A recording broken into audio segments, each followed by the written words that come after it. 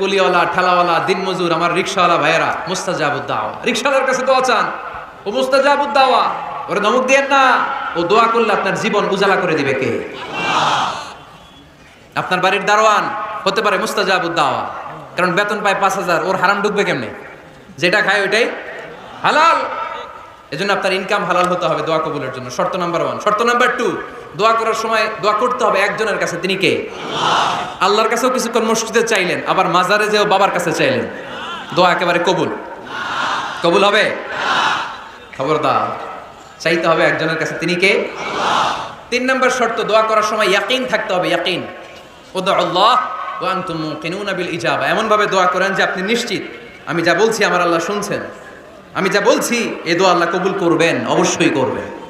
আল্লাহর উপর আস্থা একটু কম না? কম না বেশি?